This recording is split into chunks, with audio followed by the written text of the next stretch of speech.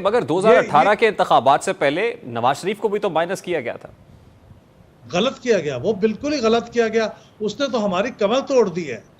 मैं तो समझता हूँ उन लोगों को जिन्होंने ये काम किया उनको कोर्ट मार्शल करना चाहिए, उनको ट्राई करना चाहिए आर्मी एक्ट के तहत, और उनका कोर्ट मार्शल होना चाहिए। उन्होंने पाकिस्तान की कमर तोड़ दी है।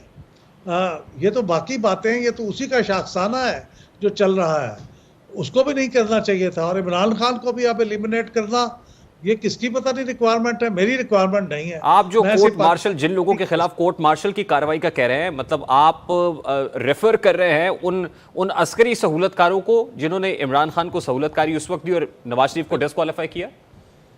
बिल्कुल, मैं ये बड़ा स्ट्रांगली फील करता हूँ कि उनके खिलाफ कार्रवाई होनी चाहिए। उन्होंने मुल्क को बर्बाद कर दिया।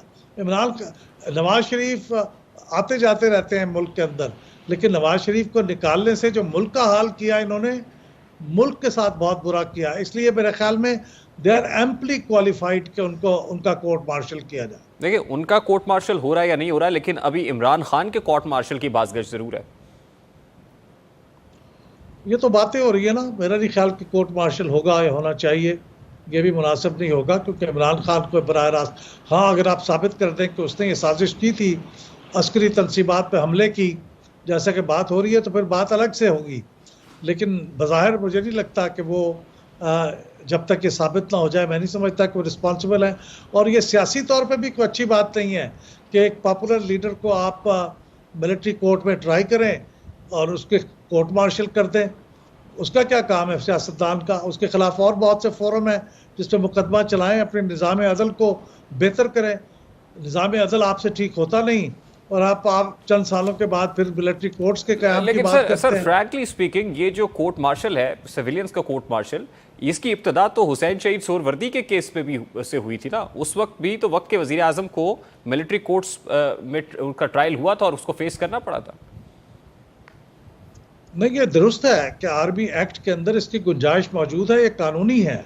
इसके ऊपर ना तरमीम की पीपल्स पार्टी ने, ना तरमीम की PMLN ने, ना इमरान खान साहब की PTI ने की।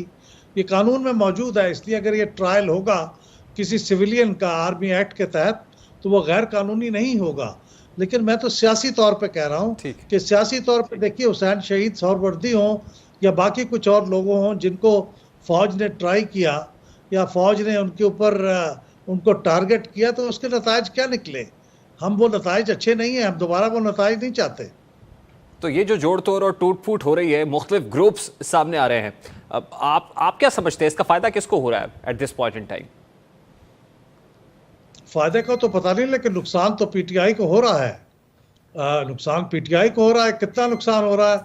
क्या इतना नुकसान हो जाएगा कि वो बिखर जाएगी? क्या इतना नुकसान होगा कि वो इलेक्शन हार जाएगी जब भी होगा, या वो हिस्सा नहीं ले पाएगी?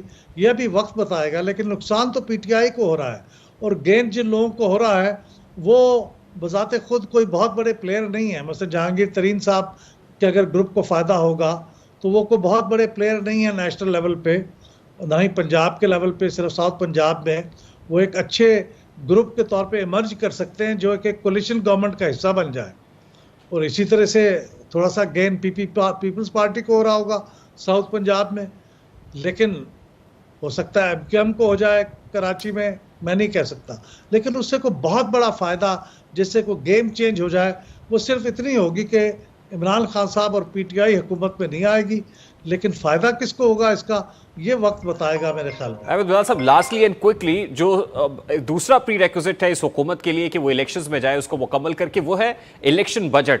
तो अगर हुकूमत ने इंतखाबात में जाने का फैसला कर लिया, फिर तो इलेक्शन बजट एक्सपेक्टेड है। आपको लग रहा है कि इलेक्शन या पॉपुलर बजट होगा? जी, मेरे ख्याल में ऐसा होगा। ऐसा होना नहीं चाहिए, लेकिन कोई भी सियासी हुकूमत जो इलेक्शन में जाने वाली हो, उसे सियासी बजट हस्ब इस्तिताअत देना पड़ता है। ये हमारी जमहूरी हुकूमतों की और सियासी हुकूमतों की ये कमज़ोरी है। ये बहुत कमज़ोर हिस्सा है हमारे पॉलिटी का। लेकिन ये हमारे यहाँ नहीं, दुनिया के हर हिस्से में होता है कि इलेक्शन से पहले आप इस किस्म की जो चीज़ें करते हैं पॉपुलर होने के लिए करते हैं। इसलिए मैंने कहा था 5 साल का मैंडेट हो जाए तो पहले 2-3 साल आप अनपॉपुलर फैसले कर लेते हैं और फिर बाद के 2 सालों में चीज़ें पॉपुलर होने के लिए करते हैं। तो ये मुझे लगता है कि किसी हद तक के पॉपुलर बजट होगा, जितनी हमारे अंदर इस्तिताअत है। और शायद इसी वजह से हम जो IMF का के साथ साइन करने के लिए मुझे नहीं लगता कि इस वक्त बहुत ज़्यादा पुरजोश है। बहुत बहुत शुक्रिया अहमद बिलाल महबूब साहब हमारे साथ मौजूद थे। अक्टूबर नवंबर में इंतखाबात तो होने हैं, इसके अलावा चारा कोई नहीं है। IMF के साथ जो भी सिचुएशन है, हुकूमत इसके बरक्स एक पॉपुलर बजट देना चाहती है। गुफ्तगू आपने सुनी, एक क्विक शॉर्ट ब्रेक लेते हैं और ब्रेक के बाद जब वापस आएंगे तो ऑडियोज़ की जंग पर बात करेंगे। ऑडियो लीक कमीशन के खिलाफ दायर दरखास्तों पर सुप्रीम कोर्ट में समाअत हुई है, बड़े इंपॉर्टेंट रिमार्क्स डिस्कस करेंगे इस ब्रेक के बाद।